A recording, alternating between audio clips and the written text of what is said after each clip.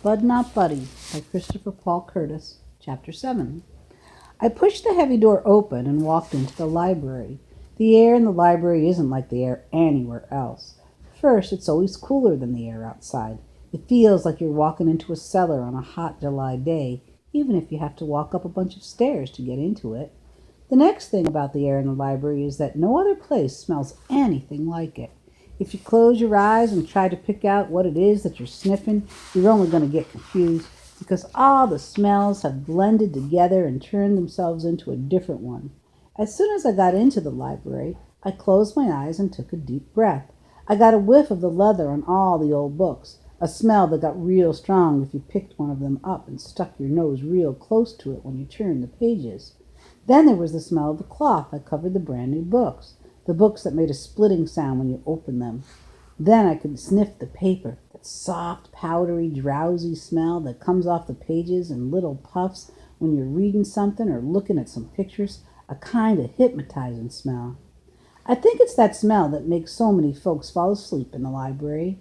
You'll see someone turn a page and you can imagine a puff of page powder coming up really slow and easy until it starts piling on the person's eyelashes, weighing their eyes down so much that they stay down a little longer after each blink and finally making them so heavy that they just don't come back up at all. Then their mouths come out and their heads start bouncing up and down like they're bobbing in a big tub of water for apples, and before you know it, whoop, zoop, swoop, they're out cold and their face thunks down smack dab on the book. That's the part that gets the librarians the maddest. They get real upset if folks start drooling in the books, and page powder or not, they don't want to hear no excuses. You gotta get out. Drooling in the books is even worse than laughing out loud in the library, and even though it might seem kind of mean, you can't really blame the librarians for tossing drooling folks out, because there's nothing worse than opening a book and having the pages all stuck together from somebody's dried up slobber. I opened my eyes to start looking for Miss Hill. She wasn't at the lending desk, so I left my suitcase with the white lady there. I knew it would be safe. I walked between the stacks to see if Miss Hill was putting books up. 3 doggone times I walked through the library, upstairs and down, and couldn't find her. I went back up to the librarian at the lending desk. I waited until she looked up at me. She smiled and said, "Yes? Would you like to retrieve your suitcase?" She reached under the desk. I said, "Not yet, ma'am. Could I ask you a question?" She said, "Of course, young man. How may I help you?" "I'm looking for Miss Hill." The librarian looked surprised. "Miss Hill? My goodness, hadn't you heard?" "Uh-oh. That's number 16 of Bud Caldwell's Rules and Things for Having a Funner Life and Making a Better Liar Out of Yourself. That's one of the worst ones. Rules and Things, number 16. If a grown-up ever starts a sentence by saying, 'Haven't you heard? Get ready,' because what's about to come out of their mouth is going to drop you headfirst into a boiling tragedy." It seems like the answer to "haven't you heard" always has something to do with someone kicking the bucket. And not kicking the bucket in a calm, peaceful way like a heart attack at home in bed either. It usually is some kind of dying that will make your eyes buck out of your head when you hear about it. It's usually the kind of thing that will run you out of a room with your hands over your ears and your mouth wide open.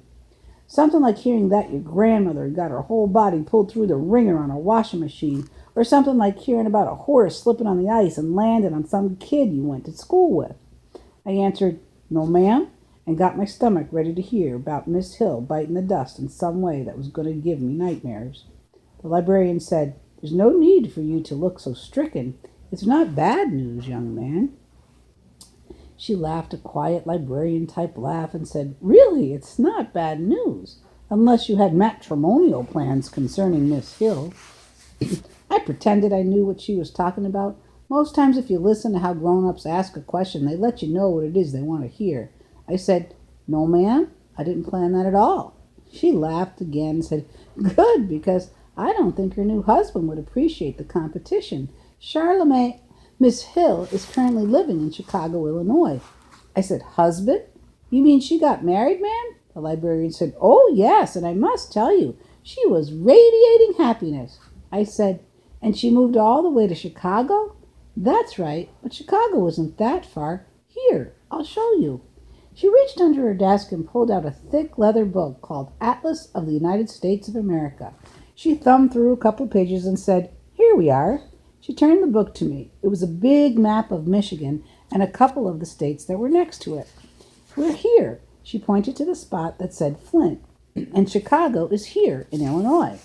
That looks pretty close, but I know how tricky maps can be. Shucks, they can put the whole world on one page on a map, so I said, how long would it take someone to walk that far? She said, oh dear, quite a while, I'm afraid. Let's check the distance. She reached under the desk and pulled out another thick book called Standard Highway Mileage Guide and turned to a page that had a million numbers and city names on it. She showed me how to find Chicago on the line that was running across the page and Flint on the line that was running down the page, and then to look at the number that was writ where the two of them joined up. It said 270.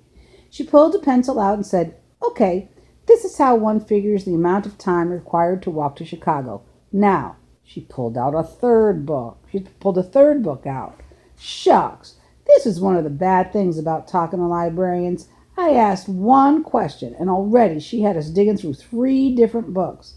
She thumbed through the book until she said, aha! It says here that the average male human gait is 5 miles an hour. Okay, assuming that you could cover 5 miles an hour, all we have to do is divide 270 by 5. She did it and said, 54 hours. Much too long to be practical. No, I'm afraid you'll simply have to wait until Mrs. Rollins comes back to Flint for a visit. Shucks, Chicago might as well be a million miles away from Flint, and Miss Hill might as well be squashed, a crushed-up mess in a washing machine when it came down to helping me now. I thanked the librarian for the bad news and went to sit at one of the big, heavy tables so I could think what to do next. Going back to the home was out. It used to be that we'd get a new kid every once in a while, but lately it seems like there's a couple of new kids every day, mostly babies, and they're most always sick. It's not like it was when I first got there. Shucks, half the folks that run it don't even tell you their names and don't remember yours unless you're in trouble all the time or getting ready to move out. After a while, I got my suitcase and walked into the regular air and stinking smells of Flint. That library door closing after I walked out was the exact kind of door Mama had told me about. I knew that since it had closed, the next one was about to open. I went back under my tree, and before I knew it, I was asleep.